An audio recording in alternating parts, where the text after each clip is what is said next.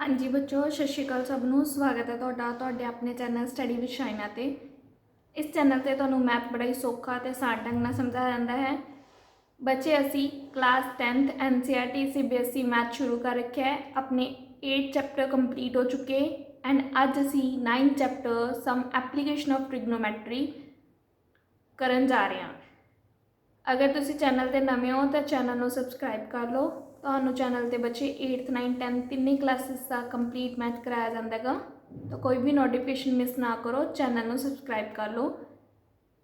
पुरानी वीडियोज़ का लिंक तो डिस्क्रिप्शन बॉक्स के मिल जूगा। बच्चे पिछली वीडियो के विच अपने 8 चैप्टर कंप्लीट करता सी बच्चे ट्रिग्नोमैट्री। सब कुछ आप वो बारे देख लिया, ट्रिग्नोमैट्रिक आइडेंटिटीज़, ट्रिग्नोमैट्रिक रेशियोज़। हुण आपां ट्रिग्नोमैट्री दीयां एप्लीकेशनस देखते हैं। बच्चे हाइट ऑफ बिल्डिंग्स या डिस्टेंस कैलकुलेट करने ली ये ट्रिग्नोमैट्री यूज़ होंदी है अपने को।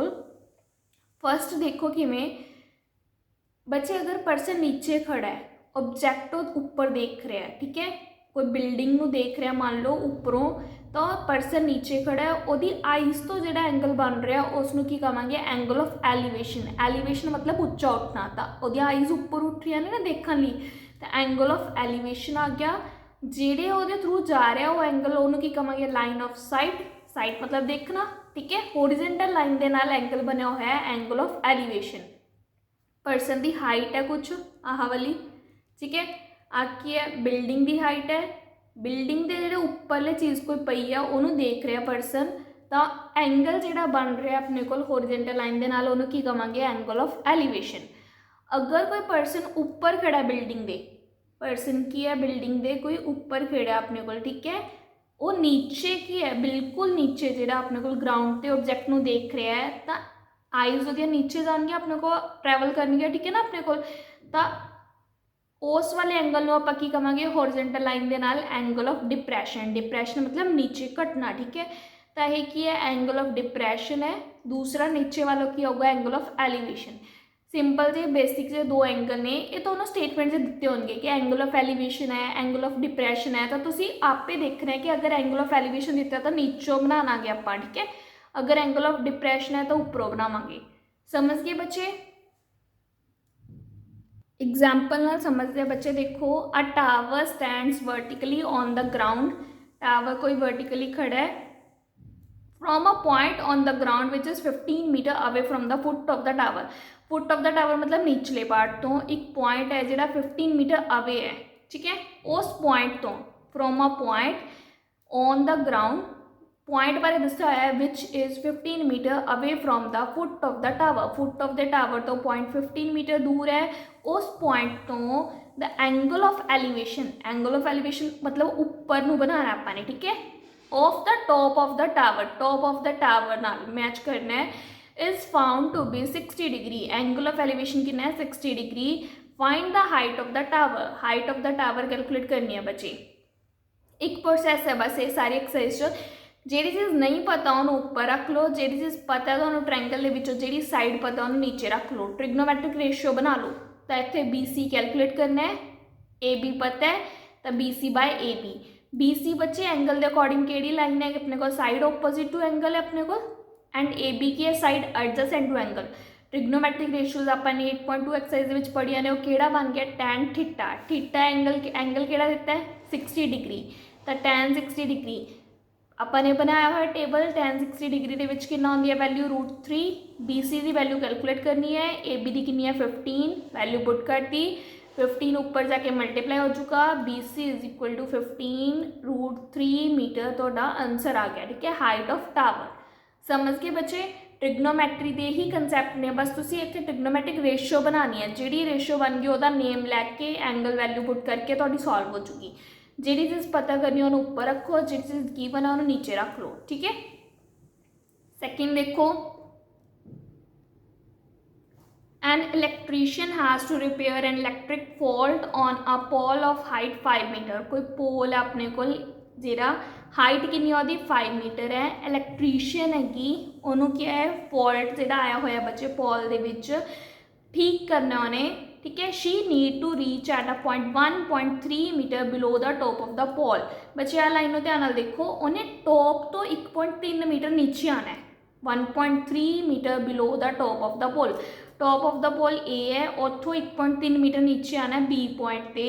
देखो तो अपने कोल की अगे पूछे इन्होंने to understand a repair work what should be the length of the ladder. आ जी टेढ़ी लाइन मारी हुई है कि लैडर कि लेंथ ऑफ लैडर, लैडर कितनी लईए, what should be the length of the ladder that she should use which when inclined at an angle of 60 degree.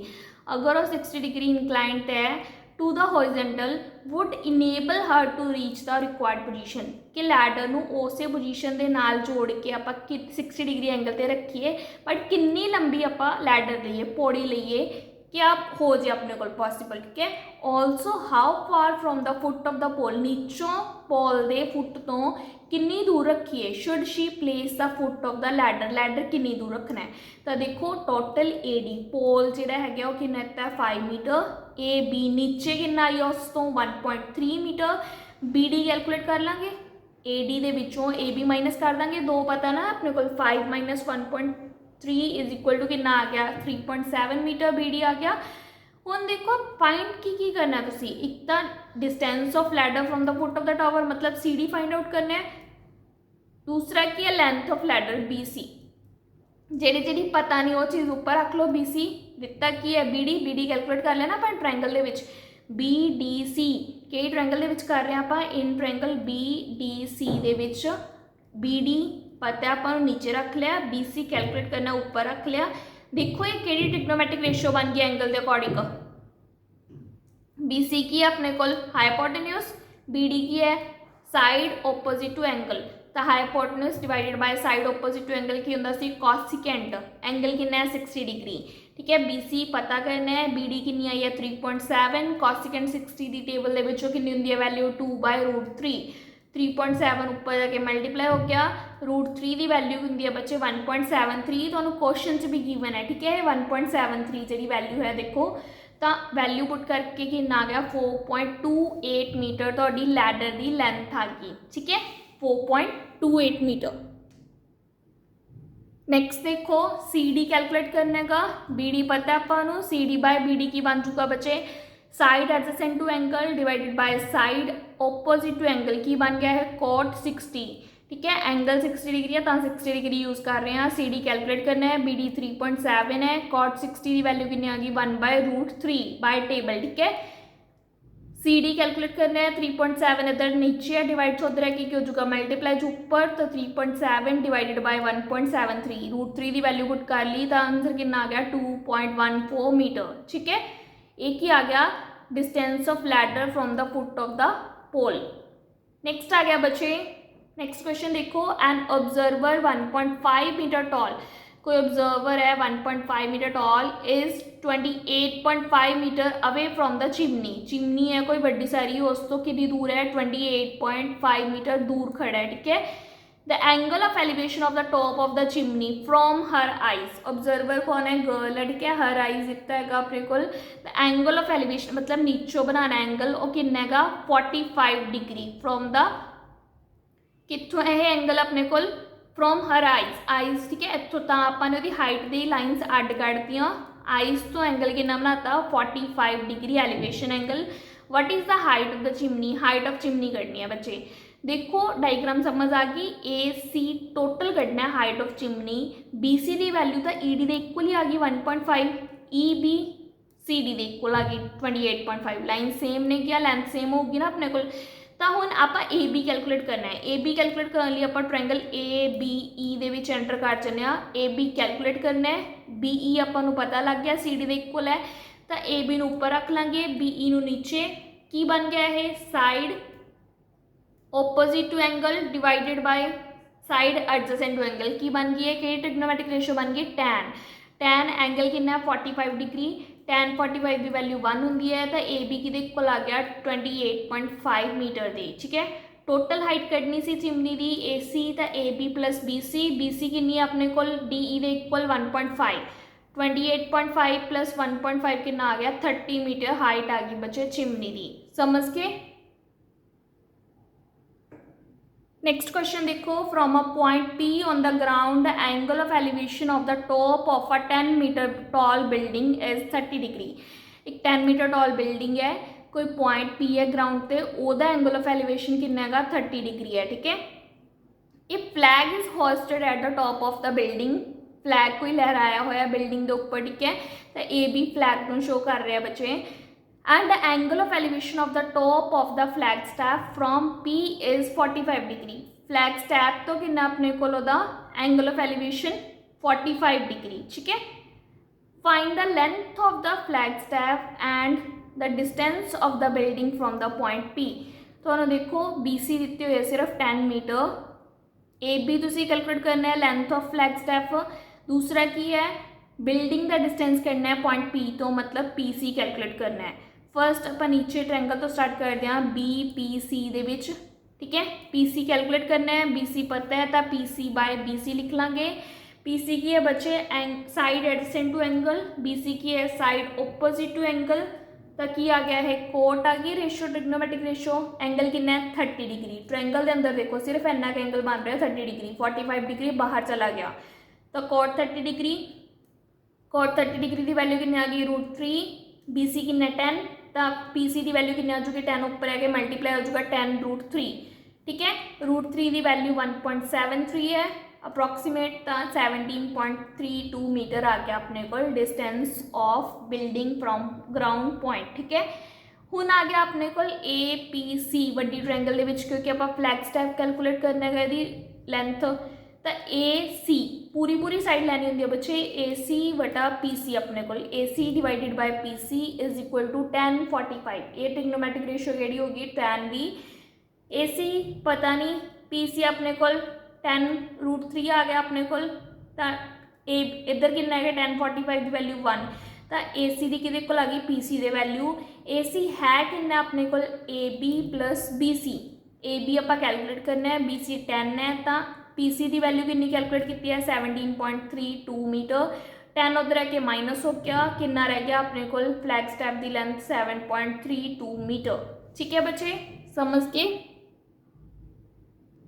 Next question देखो, the shadow of a tower standing on a level ground is found to be 40 meter longer when the sun's altitude is 30 degree than when it is 60 degree। कहते सन shadow of the tower, कोई tower है ਉਹਦੀ ਜਿਹੜੀ shadow ਬਣ ਰਹੀ ਹੈ ground ਤੇ ਉਹ 40 ਮੀਟਰ ਲੌਂਗ ਬਣੂਗੀ ਅਗਰ सन ਦਾ ਐਲਟੀਟਿਊਡ 30 ਡਿਗਰੀ ਦੀ ਜਗ੍ਹਾ ਤੇ 60 ਡਿਗਰੀ ਹੋ ਗਿਆ। ਠੀਕ ਹੈ, ਆਪਣੇ ਕੋਲ when the sun's altitude is 30 degree, ठीक है, then when it is 60 degree। Sorry बच्चे, इन्होंने क्या होएगा कि शैडो जी है टावर की ग्राउंड ते बन रही है और 40 मीटर लॉन्ग हो चुकी when the sun's altitude is 30 degree, जो सन का एल्टीट्यूड 30 डिग्री का बन गया, जो 30 डिग्री एंगल हो गया। ठीक है, अपने को then when it is 60 degree, पहला कितना सी 60 डिग्री ओदी थां ते, दैन का मतलब उसकी जगह कंपेयर किया होया अपने को, जो 60 डिग्री सी उस तो 30 डिग्री हो गया तो ओदी शैडो कितनी बन गया अपने को 40 डिग्री मोर। ठीक है, टोटल तो अपने को 20 तो बनूगी ना, बट मोर जी वधिया लाइन है वो वैल्यू कितनी दी 40 मीटर। ठीक है, 40 मीटर मोर। समझ के बच्चे स्टेटमेंट किमें है, find the height of the tower. अगर तो स्टेटमेंट समझ आके डायग्राम तुसी सही बना लेना, क्वेश्चन आपे सॉल्व हो जाएगा, क्योंकि 8 चैप्टर दी लगाने हैं ना बाद च, बट डायग्राम सही बननी चाहिए है। अगर एंगल भी तुसी शफल करते तो भी क्वेश्चन गलत हो चुका। तो स्टेटमेंट चंगी तरह पढ़ना है कि जो सन का एल्टीट्यूड 30 डिग्री सी उस टाइम की गल हो रही है कि 40 मीटर मोर हो चुका than when it is 60 degree. ठीक है, 60 डिग्री ना लो। तो AB तुसी कैलकुलेट करना है, find the height of the tower क्या है ना, AB हाइट है, CD 40 मीटर है, BC नो आप लैट कर लिया X। ठीक है, एक वैल्यू लैट कर ली, जो नहीं रखनी तो तुम BC रख सकते हो। पहला आ गया अपने को इन ट्रायंगल ABC। ठीक है, AB तो ही स्टार्ट करते हैं क्योंकि टावर कैलकुलेट करना है, हाइट तो ABC बन रही है, ABC ला ली, ये फाइंड आउट करना है AB। BC अपन एक लैट कर लिया, BC नीचे आ चुका। एक ही ट्रिग्नोमेट्रिक रेशियो बन गई AB by BC tan 60 degree, angle कितना बन रहा है 60 डिग्री। कितनी आ गई वैल्यू tan 60 की √3, BC की वैल्यू X है, AB की वैल्यू कितनी आ गई √3X। ठीक है, ये फर्स्ट इक्वेशन होगी। सैकेंड दे विच देखो ABD ट्रायंगल दे विच सेम AB, नीचे कितनी है अपने को BD। ठीक है, हुण पूरी दूसरी रेशियो कितनी बन गई BD। ये भी की बना रही है बच्चे टैन, बट एंगल कितना बन गया हुण अपने को 30 डिग्री। बी डी नूं आपां की लिख सकते हैं डायग्राम दे विच, देखो B C plus C D. B C की वैल्यू एक्स है, सी डी कितना दिता होया इन्होंने 40 मीटर मोर, तो 40 दिता होया अपने को। tan 30 कितना होंदा है 1/√3। द टेबल वैरी इंपॉर्टेंट है, ट्रिग्नोमेट्रिक रेशियोज तो इंपॉर्टेंट ने, ठीक है, याद होनी चाहिए ने। ए बी की वैल्यू कितनी आ गई x + 40 ऊपर वग गया तो y√3। देखो 1 इक्वेशन दे 2 इक्वेशन उन्होंने right side equal, left side equal है बच्चे, तो राइट साइड भी की हो जूगी इक्वल हो जूगी। ए बी की वैल्यूज ने ना दो इतना √3x = x + 40 डिवाइडेड बाय √3। √3 ऊपर जाके मल्टीप्लाई हो गया, सेम वैल्यू मल्टीप्लाई हो रही है तो 3x आ गया। इधर x + 40 x माइनस हो गया 2x हो गया = 40। 2 मल्टीप्लाई तो डिवाइड हो चुका, x की वैल्यू कितनी आ गई 20 मीटर। तो बी सी तो 20 मीटर आ गया, बट तो क्या किसी हाइट ऑफ टावर मतलब ए बी कैलकुलेट करना है। ए बी = कितना आ गया √3x, x की वैल्यू 20 भर दोगे 20√3 मीटर कितना आ गया तो हाइट ऑफ टावर। ठीक है बच्चे, डायग्राम इंपॉर्टेंट है, अगर डायग्राम बन गई क्वेश्चन सॉल्व हो चुका। नेक्स्ट देखो, the angle of depression of the top and bottom of an 8 metre tall building. इतने डिप्रैशन की एंगल की गल कर रहे हैं तो उपरों बनावांगे एंगल, ठीक है। एक किसके नाल ने एंगल ऑफ डिप्रैशन जो दिते हुए दो है, top and bottom of a 8 metre tall building from the top of a multi storeyed building.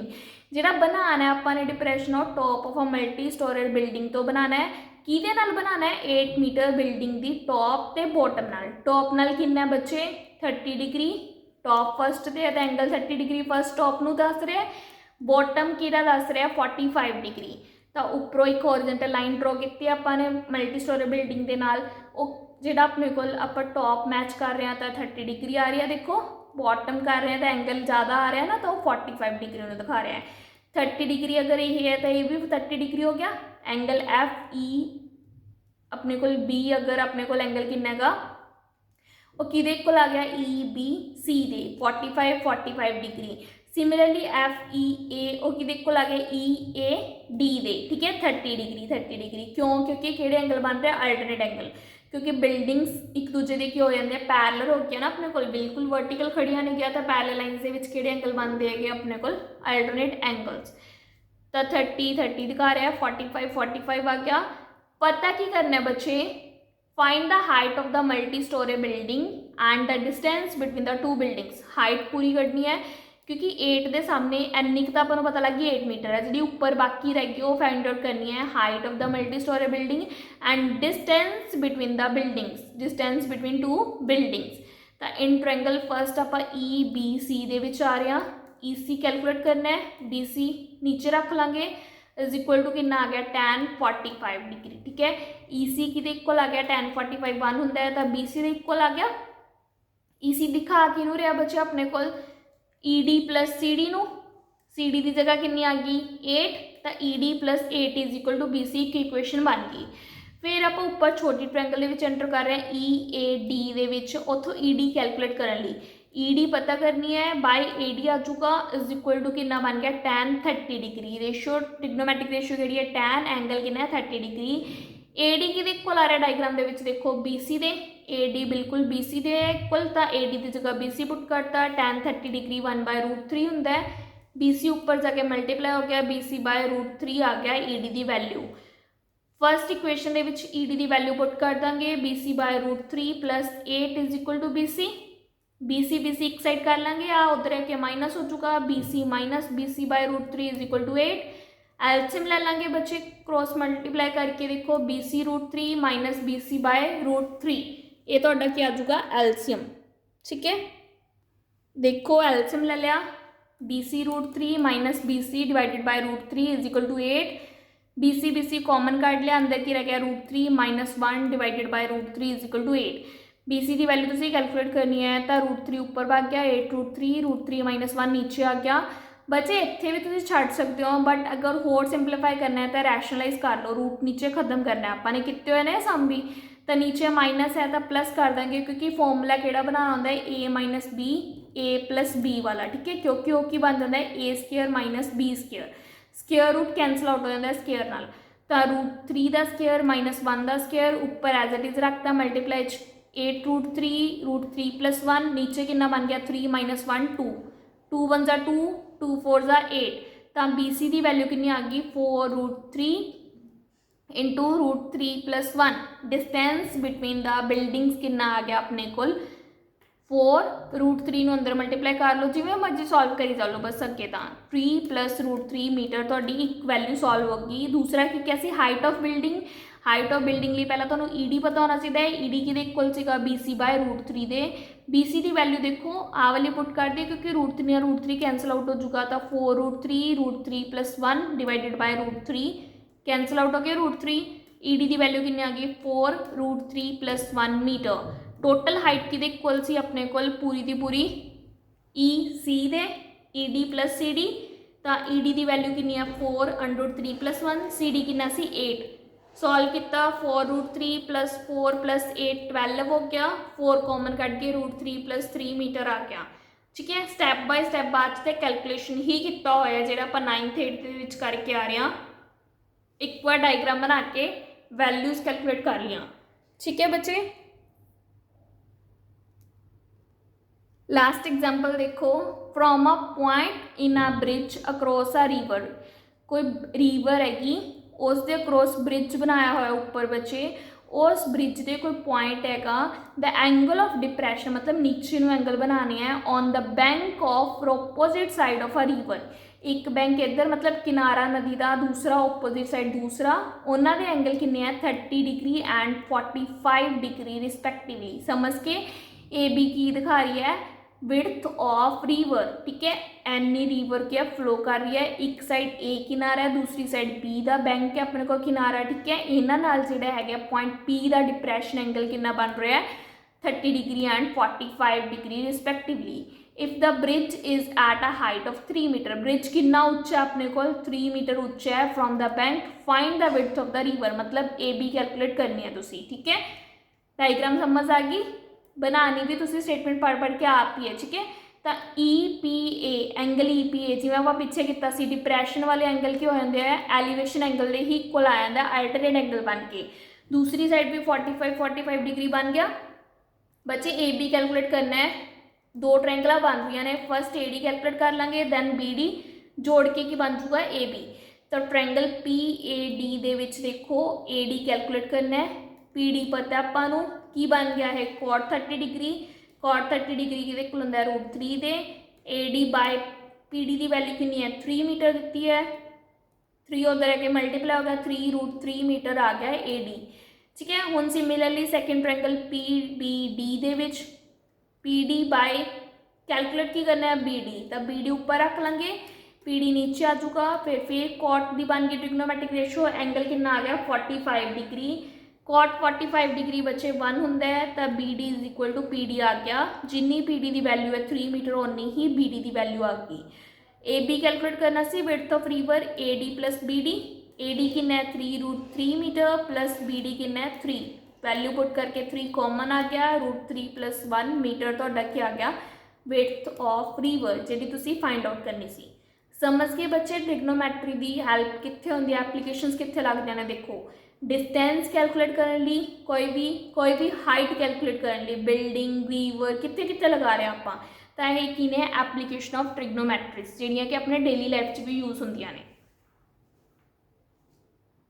Hope so तुहानूं अज की वीडियो पसंद आई होगी अगर चंगी लगी तो लाइक सबसक्राइब शेयर करना ना भुल्लियो चैनल नूं बच्चे सबसक्राइब करके रख लो क्योंकि तुहाडे एग्जाम नीयर ने चैनल पर तुहानूं 8th 9th 10th तीनों क्लासेस का कंप्लीट मैथ बच्चे एग्जाम्पल थ्योरम एक्सरसाइज सब कुछ करवाया जाता है तो अपना सिलेबस कवर कर लो कोई भी नोटिफिकेशन मिस ना करो।